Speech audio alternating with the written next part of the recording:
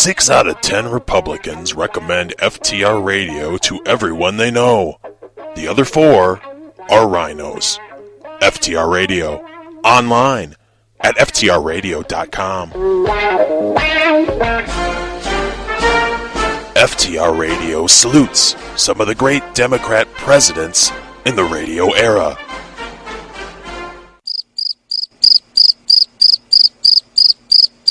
FTR Radio.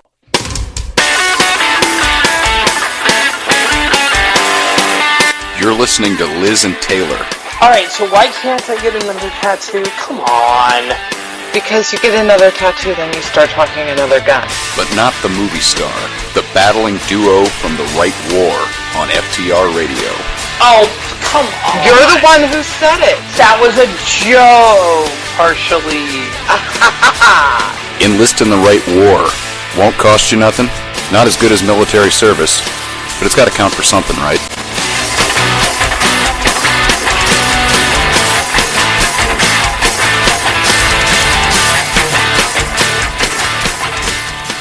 Good evening, folks. Thank you for listening to FTR Radio. I'm Liz, and no, there is no Taylor.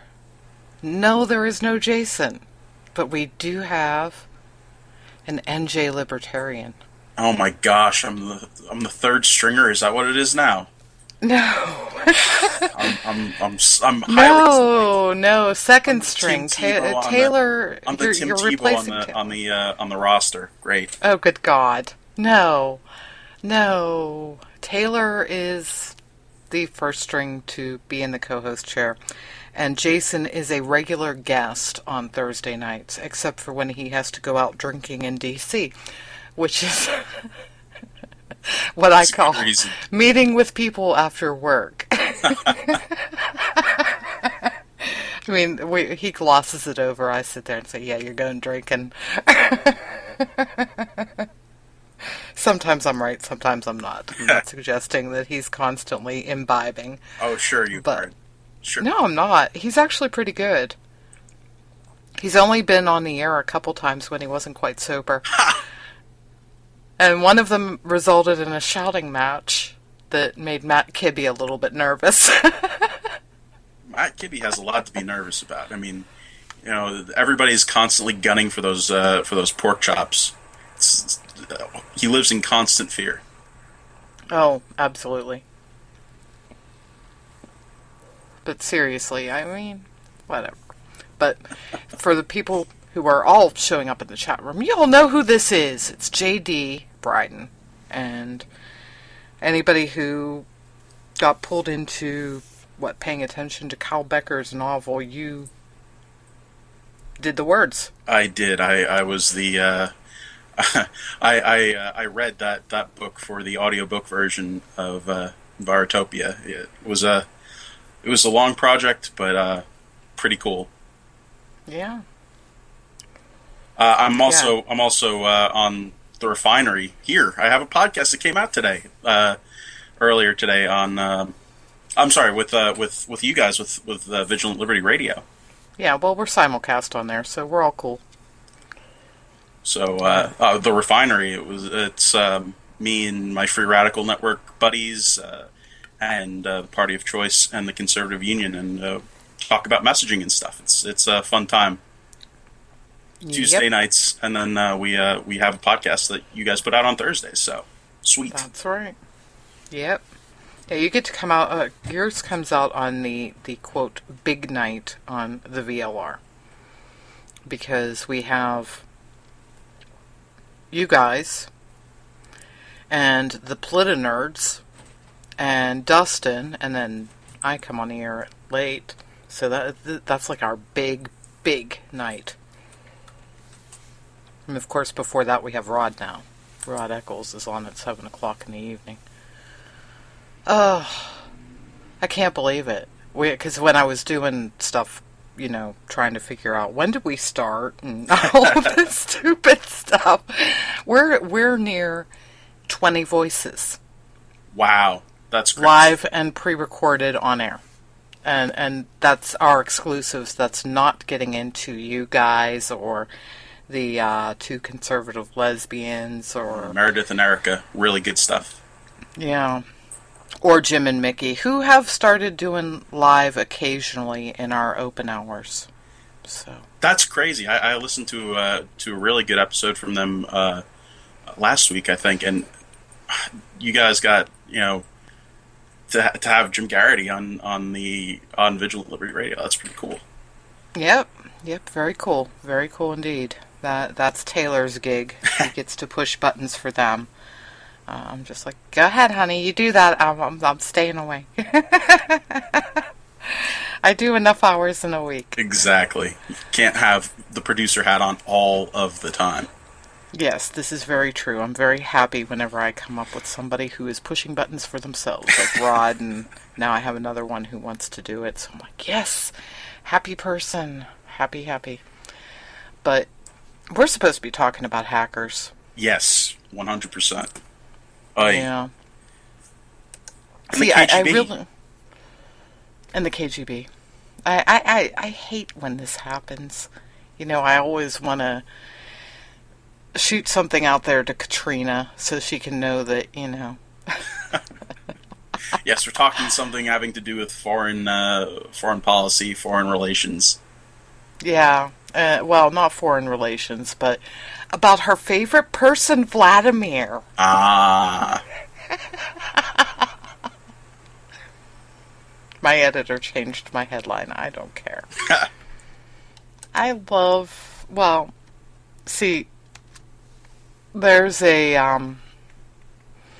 There's a reason why I did it. He doubled down and said what I was afraid to say, and I wasn't going to do it because, I'm like, I'm going and I'm stepping out there and I'm saying something that is a little bit beyond what Business Insider has said. Yes, the tap on the wrist that. Yeah, they gave him a tap on the wrist. I sort of gave him a slap in the face. So I thought, I'm not going to double down, and I'm going to try to avoid using the word Israel. These were two requirements of my original headline. So it was originally, why comments from Kaspersky on cyber spying could be suspect. Could be. Maybe. Possibly. Yeah. Well, you can't prove it. This is the problem. And I don't expect that anybody ever will be, because, Evgeny or Eugene Kaspersky, he is extremely good at covering his tracks, and it makes perfect sense because he is ex-KGB. There's no reason that he would be, would treat Russia favorably there. There's, None whatsoever. This is one of the moments when I wish that I had ins in Russia still, like I did many, many, many eons ago, and be able to find out whether or not Kaspersky and Putin had actually served together. I suspect they probably did because the timeline fits, but it is possible to be in the KGB and not cross paths with every single person. Well... Yes, but they both went very high up in the echelon, so exactly. It's not exactly likely that they didn't cross paths, and they don't cross paths now. That was so strange that they mentioned that the fact that there's no picture on the internet of Putin and Kaspersky together, and you would think that would have happened. I mean, bumping into each other on the streets in Moscow, taking a selfie, something. I don't know. No, both of them being at any event. But apparently they totally avoid each other publicly, or there is a moratorium and it's actually been pushed to the point where it gets scrubbed. Very possible. Now, that's not to say that the pictures don't exist on the interwebs. They're saying that if you do a standard search, you don't find it. So, yes, ladies and gentlemen, I did not break down and search the darknet, which is the most likely place to find it, and that's... You're not loading up your Tor browser for a search No. through the darknet? No, I'm on cable, so Tor browser is basically useless. Great. The only way I'm using a Tor browser is if I, break out the phone line and connect my computer to the telecommunications and use Telnet. So, wow, talk about a blast from the past. Yes, Yeah. it still exists. Yes, it still exists. It is possible for at least me. I know most people probably can't anymore, but I still have phone number and login keys for one access onto the backbone of the interweb. That's more than I have, so. Yeah, well, perks of being in Pittsburgh, which you were telling me before, Pennsylvania was bad. See, this is a reason I'm why a Jets Pennsylvania fan. is good. I'm a Jets fan, so I mean, inherently, My husband I is hate a Jets the fan. Steelers. My husband is a Jets fan. Well, Yeah. that He's a must be- Steelers fan first, but he is a Oh, Jets okay. fan. Don't give me any of that. That's not a real thing. No, it is. No, Absolutely. No. You can't have a It second all goes team. back to... You can't have a second no. team in the AFC. Here's how it works. He will root for the Jets every single time that it does zero harm to the Steelers for him to do so. So he won't root for the Jets when they're playing the Steelers. And he won't root for the Jets if a Jets win would cause, the Steelers not to make it to the playoffs. That kind of deal. Terrible. So under those two circumstances, he doesn't root for the Jets. Every other time, football pools, you name it, he picks the Jets. He's a Jafino. Yes. Fan and name only. Well, you know what? It's all because of Vinny and the Jets. Well, there you go. That's a good reason. That's Exactly. a good reason. So the thing that was interesting to me about this story is that, immediately, Kaspersky pointed fingers, and getting to the story as a whole, it was about Kaspersky Labs getting infiltrated by a hack, by some virus, something infiltrated their systems, and then they just discovered it. It was a recent attack. They discovered it almost immediately. So there is that. And then immediately they point the finger at Israel. Yeah, because they had been blamed for Daku in the first place. Yes. So when Daku 2.0 comes out, which is what they're calling this new one, because it is remotely similar in its coding form, it's just far more complex and what have you. And they're acting all excited because these people see, this is another thing that bothered me. They made the mistake of attacking Kaspersky, so now they have rendered their thing useless.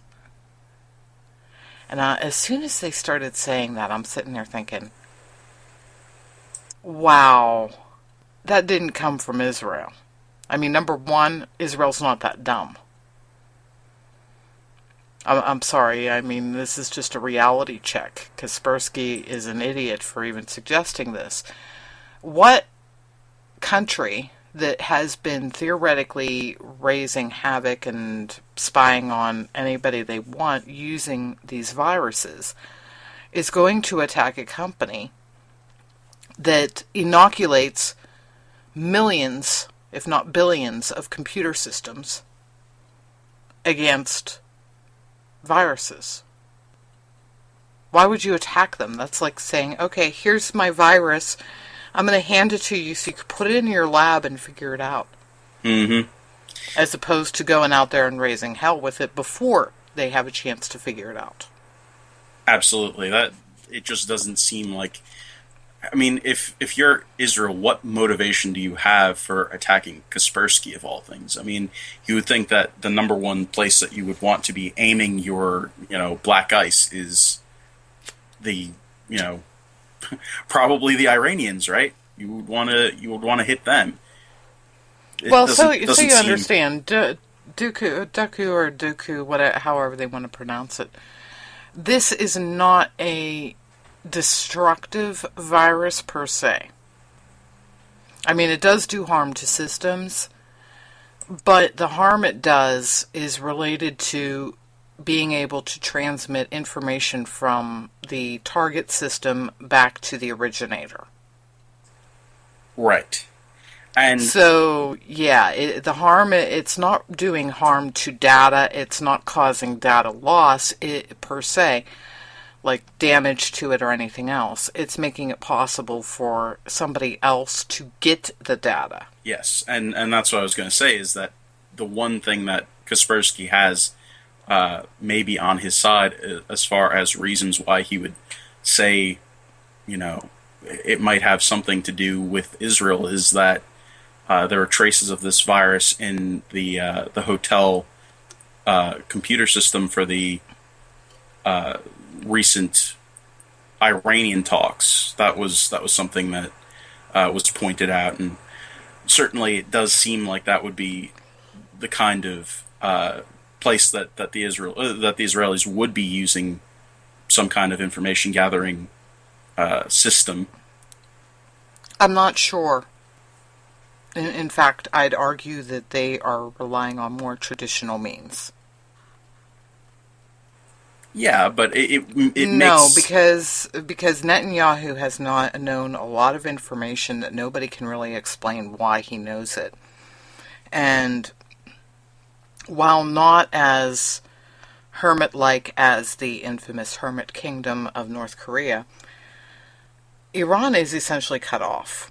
They aren't on the interwebs. They aren't technologically advanced outside of their nuclear program. So it isn't very hard to get at them, number one, when they are traveling around.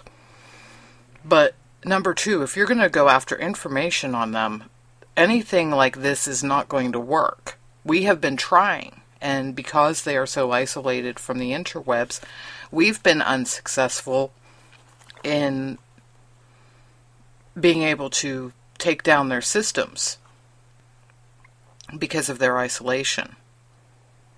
Make sense? Yeah, it does, and I know that. Yeah, so I wouldn't be waging cyber war. I'm going to wager the Mossad has managed to get people in Iran. And when I say people, I don't mean, people out on the street somewhere. I mean people, like, high up. Right, but I mean, you do the thing about cyber war, and maybe this is going too far in a different direction, but there was an allegation that somebody snuck a thumb drive into nuclear facilities that messed up their systems. I mean, I know this is a different kind of digital warfare kind of thing going on here, cyber warfare going on. But I mean, I still think that Israel is putting some kind of resources. It would make sense that they would put some kind of resources on Iran. Oh, yeah, but I'm saying, like you just said, the thumb drive would require physical assets on the ground, namely people, and they would be placed in a position where they could possibly perform sabotage. Now, whether or not they use electronic means, that's, their call. Obviously, it's more subtle and less easy to trace than, say, C4 blowing up facilities. It's a little bit more subtle, yeah. Yeah, you don't want to be doing that. So, yeah, I'm assuming that that's exactly what they're doing, but they wouldn't be using something like this virus. It would be utterly useless, except for when they're on the road, and then there are standard tradecraft ways for them to get what they want anyway. If you know what I mean. That virus wouldn't be necessary. And if they already had high-ranking people, I'd be willing to wager that they might have actually been with the Iranian group during the negotiations anyway. You know what I mean? It's always good to have backups, though. And it's not just the Iranians, it's also the rest of the world. I mean, all the other parties in the negotiations, in the room, could possibly have been affected by this breach. So, again, it makes sense that somebody like Israel would want to have the information, not just on the Iranians, but what other parties, what other nations think about the Iranians, something besides what they're saying at the table. Well, there is that, but there's somebody else who arguably wanted that information more. And who would that be? Would have had less access, and that would have been Putin. Putin. Yep.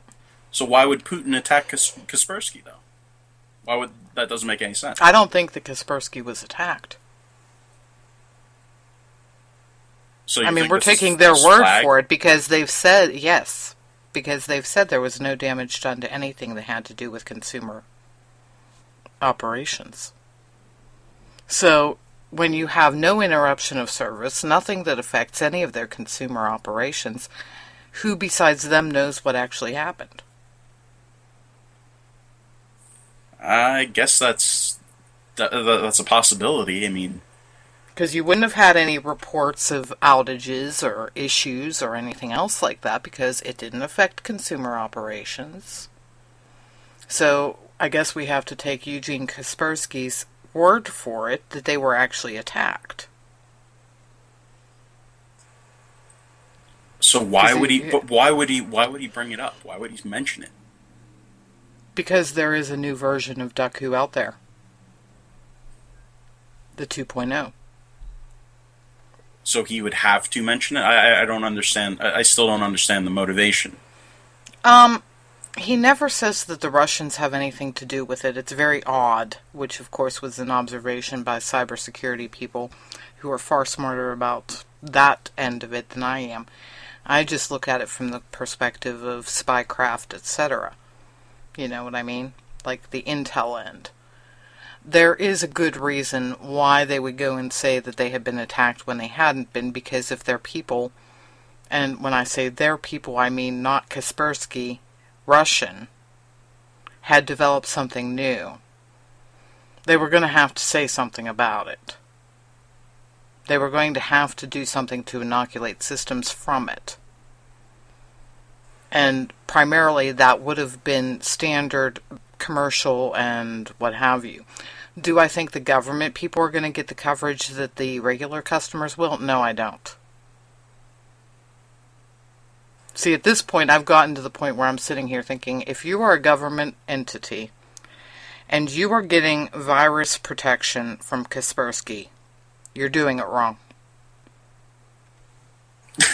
I'm there. That's it. Beginning and end of issue. But of course, that's probably my former employer speaking tongues through me. Because I had worked for people who developed something that had been called S-Linux. Secure Linux, many, many eons ago. And they were from Finland, and they are arguably, I will still say, the Finns are far better at this game. The keeping things secure issue, as opposed to getting things illegally.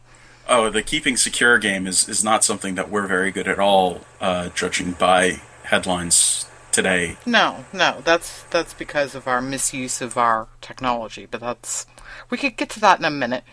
But you were focusing on the Iranian talks, and I'm sitting here, the thing that caught me, and I was like, really, Kaspersky, are you really this dumb? Why would the Israelis want anything to do with anything that was being said at the 70th anniversary of Auschwitz? The liberation of Auschwitz.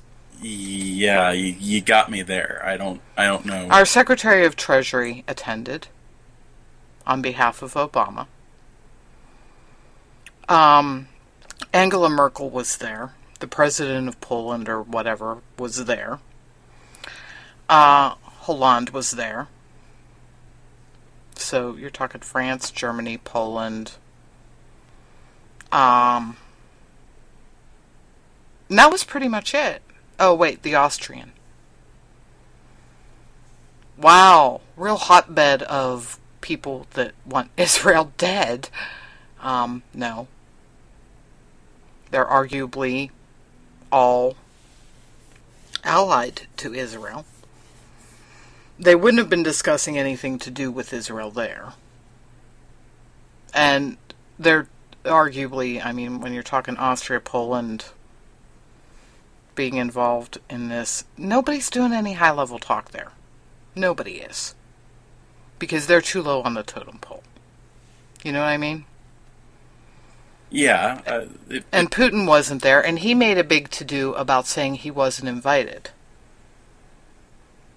Which wasn't Never actually mind the case, but... Nobody was invited. Right, Every they said- country received a letter asking them who they were sending. Exactly. It's Yeah, just... there were no invitations to any leaders of any state leaders. None. Putin playing semantics. He does that. Yes, he does. So why did Putin not want to be there, and why would anybody want to spy on it? I don't Really? know. I have no idea. If there were any conversations going on that were high level, they had nothing to do with Israel. They might have had a lot to do with Ukraine. You think that that's what was going on? You think that it was a under the label of Auschwitz that they were actually discussing Ukraine? Why not? I mean, you're talking about leaders that are relatively in, or anything to do with Russia's incursions beyond its own borders. I mean, all of Europe has been generally annoyed with him, haven't they? So you throw a few European leaders together.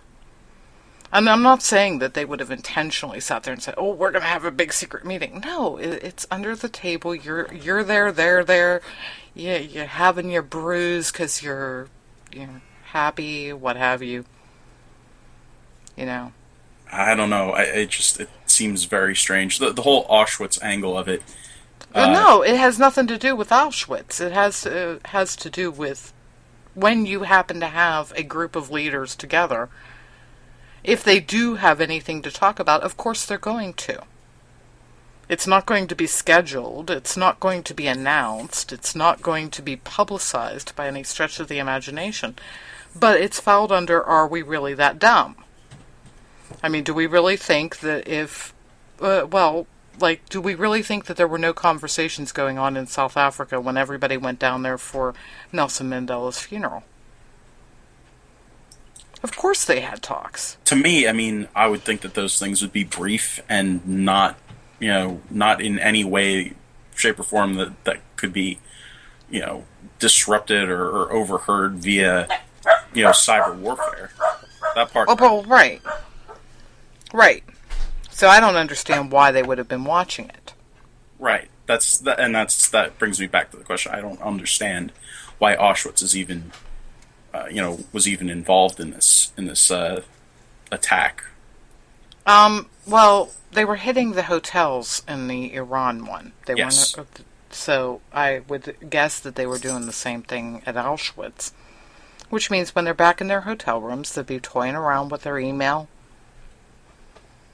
toying around with maybe conversations back and forth with other people in the hotel.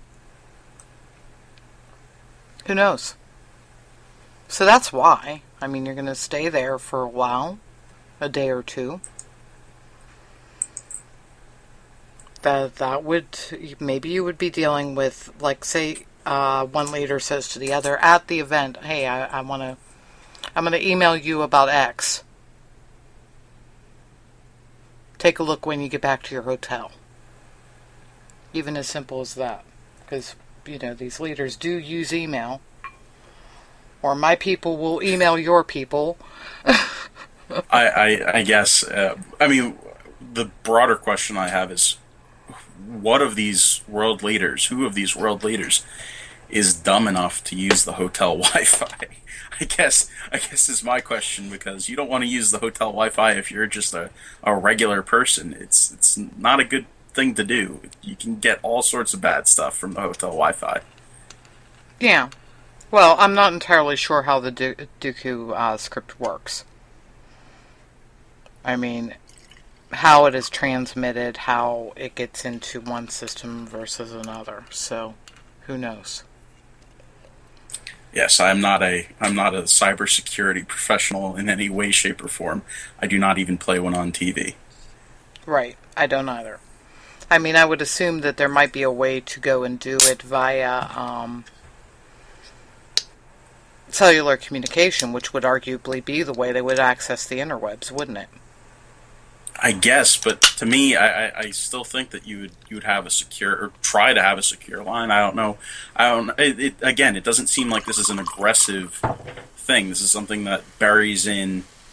At least from what I've read, it's not something that just attacks the system itself. So, without knowing exactly how this thing works or being a security professional, I don't know. It just seems to me very unlikely that you would nab a world leader on the hotel Wi-Fi or by spoofing their cell data. I don't know.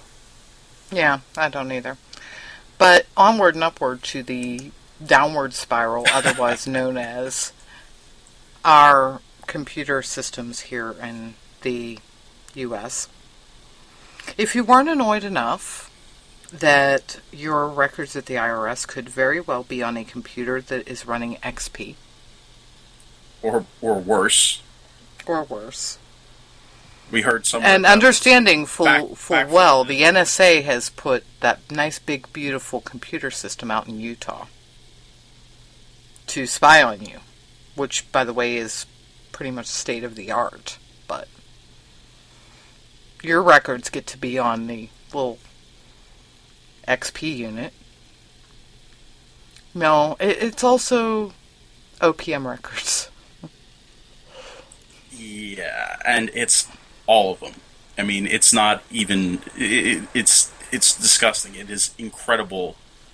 The breadth of this Office of Personnel Management hack. Mm-hmm. And it's the stuff that gets that's been gleaned from this information. The stuff that you can get from this is absolutely insane. Yeah, in case anybody is wondering, yes, anybody who is hacking into the OPM system currently, if they really, really wanted to, could figure out exactly where I live. Well, they could probably also Google search it. They could also know my father's social security number, probably mine, and I'm not sure what else.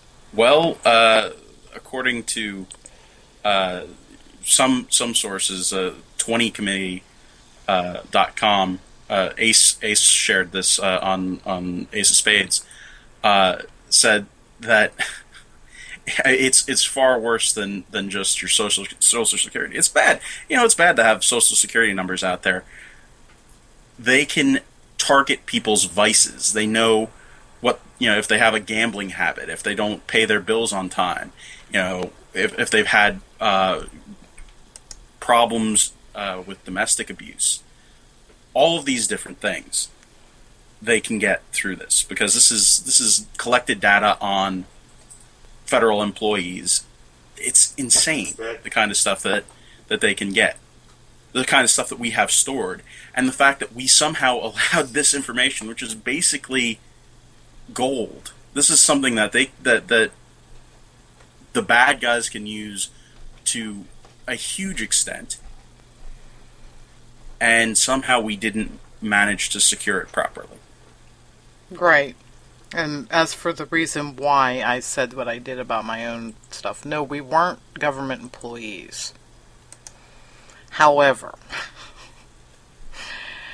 the OPM hack, they're sitting there saying that, this is getting into people who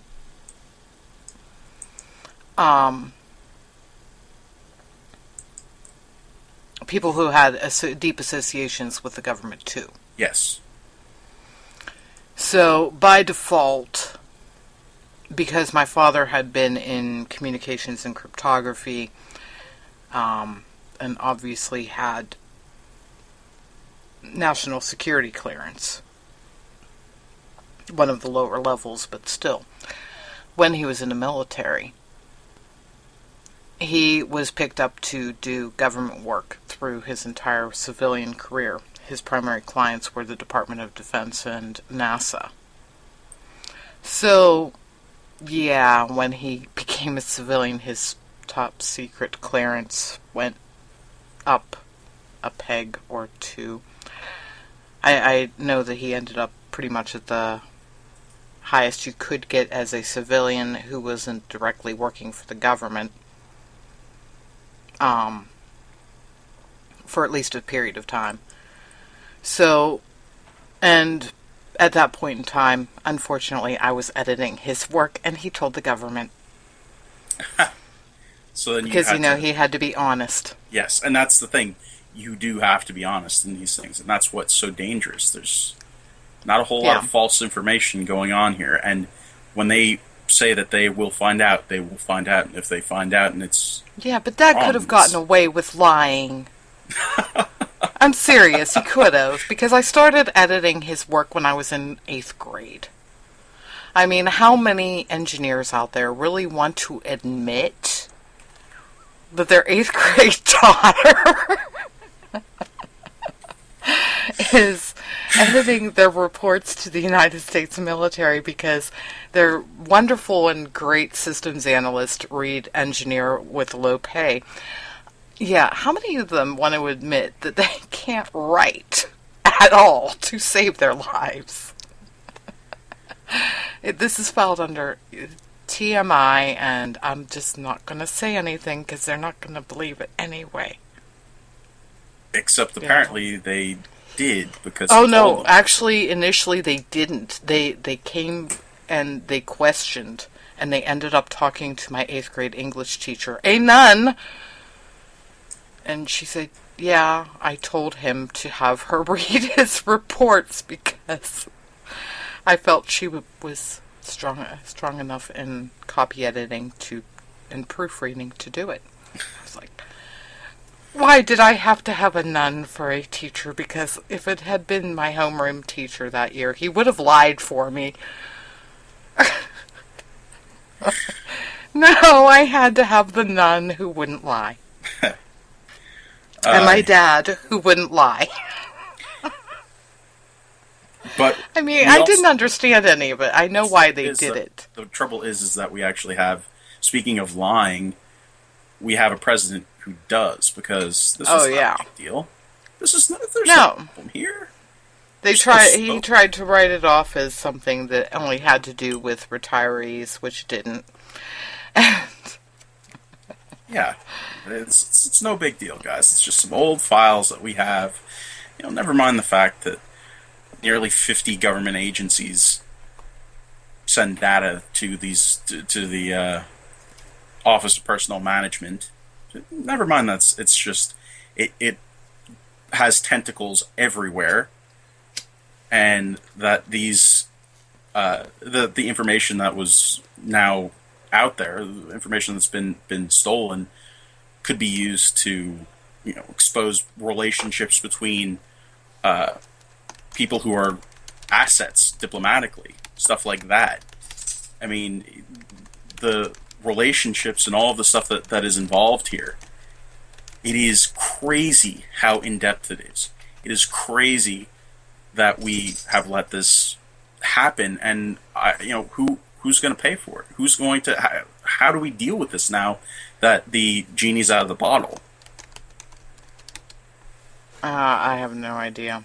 It's impossible. They're not going to be able to protect them all, that's for sure. No, they absolutely aren't. I tweeted out about this a little earlier in the day. That this is the scariest thing that I've read. Rick Wilson had a great bunch of tweets that at Face Attack Storified. I'll put it. I don't know if the chat is if I'm allowed to put links in the chat, but it is absolutely terrifying to read these tweets by Rick Wilson.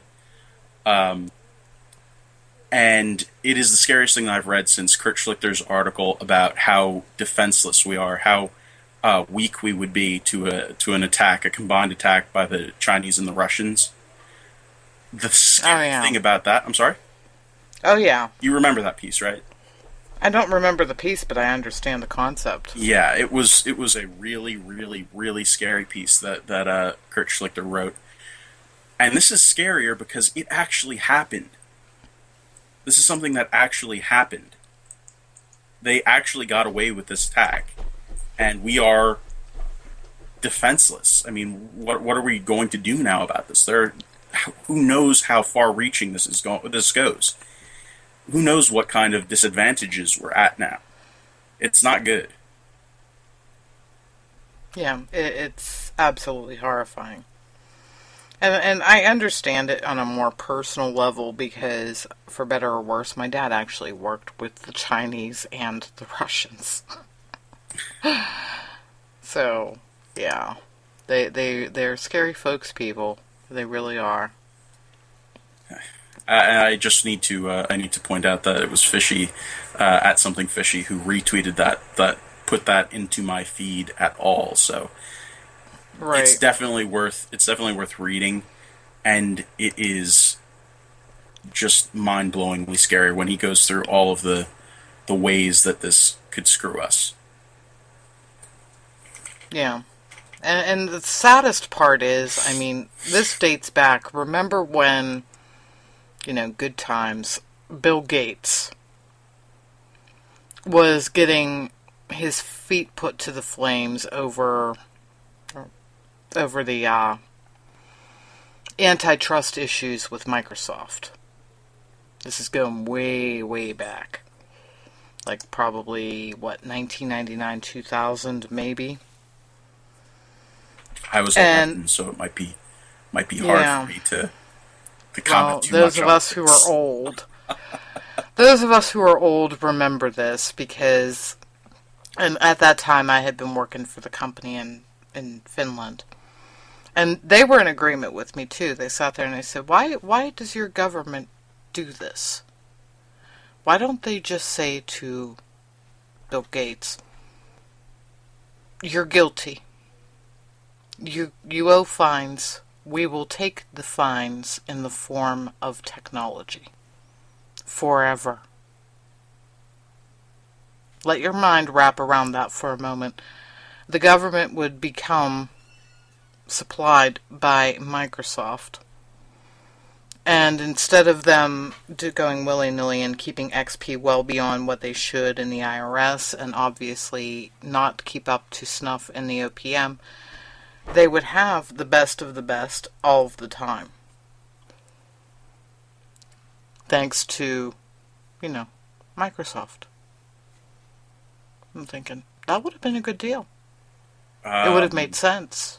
It would have been a horrendous and unfair, breach of... Oh, I know. It's Amendment. A logical thing. Fifth Amendment, I should say. Yeah, I know. I understand. I went and I said, we have this thing called the Constitution that would prevent us from doing that. And they said, that's a shame. If only they could suspend it just for that. Because they knew. And we knew. I mean, they were trying to sell, like I said, they had a secure system and they were sitting there trying to sell it. Which, ironically enough, they sort of did. For the longest time, the computer system that I was working on, of all things, when I heard this, I'm like, really? I have a sneaking suspicion the Chinese did not get into the server that I used to work on, which no longer exists on the interwebs. It has been isolated. Their former web address is gone. So, but I know the system's still there because the IP numbers are still humming.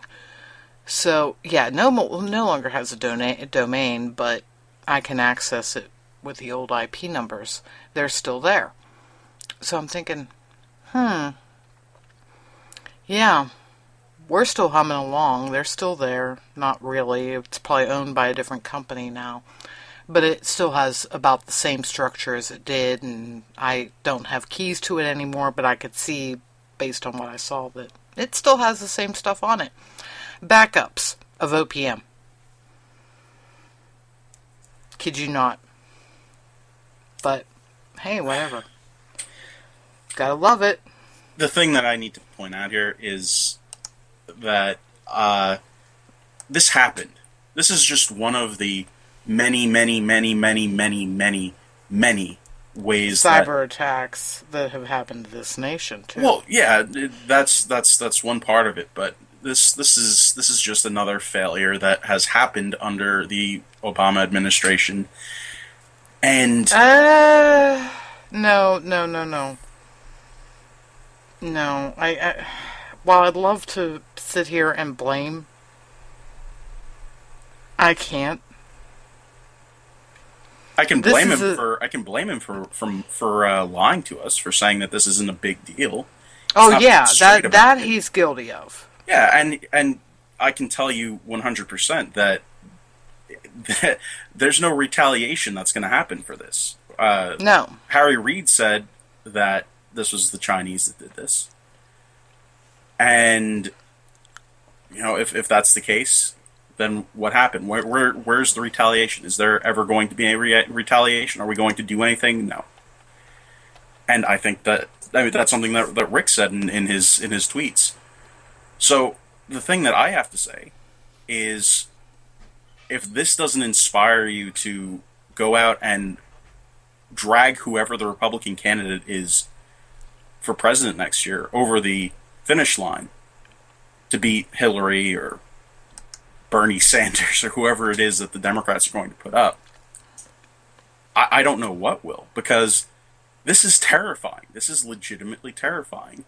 And it is not something that we really want to deal with another 4 years of Democrats in the executive branch.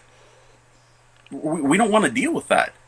We need to go out and make sure that even if it's not your favorite guy who wins the primary, you need to get out and make sure that we don't have this kind of liability again, because we're screwed if that happens. I have no confidence in Hillary Clinton.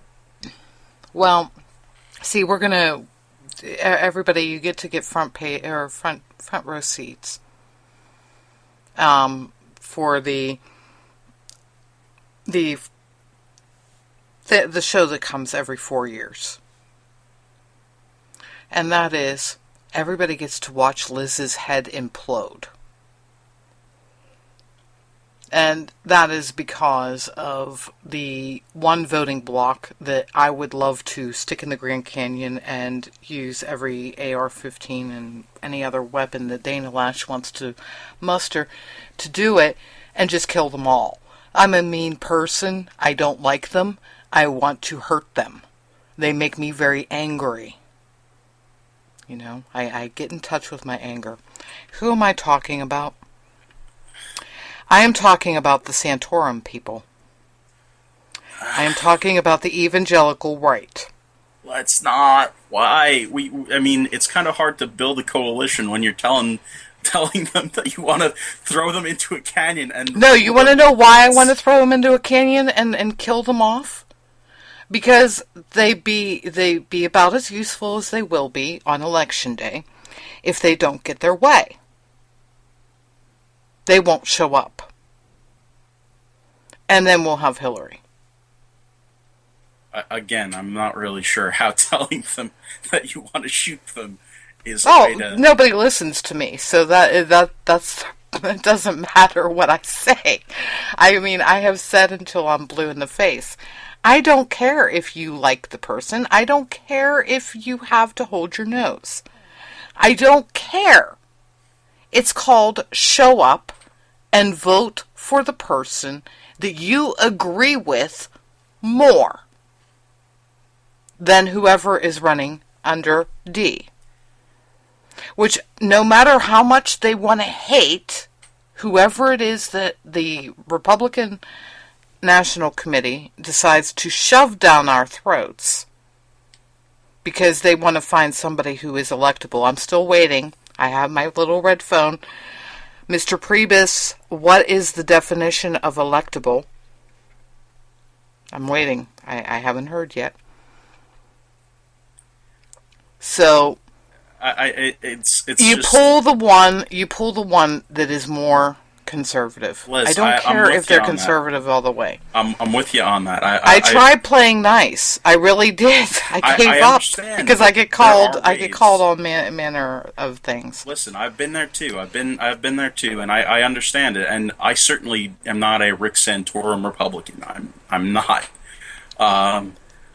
I'm just trying to figure out where it comes from, seriously. Where what comes from? The insanity whenever it comes to the general election. It happens, and it's not just the Rick Santorum people, though. It's the libertarian faction too. Sometimes it's the electability guys. Sometimes it's there are tons of people out there who are convinced that if their candidate doesn't win, then we're screwed. That's not the case. That's not the case. And I can say that if Rand Paul doesn't win, I am going to be happy and smiling going to the election booth to vote for whoever it is that I have to vote for to make sure that Hillary Clinton isn't president. I suffered under Chris Christie for 8 years. I voted for him twice, and I'm happy about it because it meant that I didn't have to deal with John Corzine. So I'm 43 years old. I have voted in every presidential election that I have been eligible to vote for since that time. And in all of that time, I have never voted for a president. But I have cast ballots for the office of the presidency. Do you understand what I mean there? Yeah, I have never voted for a president. Never. Yeah. I have cast no vote on the presidential when McCain and Palin were running. But that's because I knew, well, number one, I reside in Pennsylvania. We all know the score. There was no way that Pennsylvania was going to the Republicans anyway. So I wanted to send my message to the RNC, because they'll go back and they'll look at the numbers and they'll realize that there was a whole coalition of Republicans, because I wasn't the only one, whole coalition of Republicans in the Commonwealth of Pennsylvania that did not vote for McCain. But we all voted for all the down ticket items. So what do we tell the RNC? That you You don't want to screwed win the up. presidential election. I don't know. You screwed up. You screwed up big time.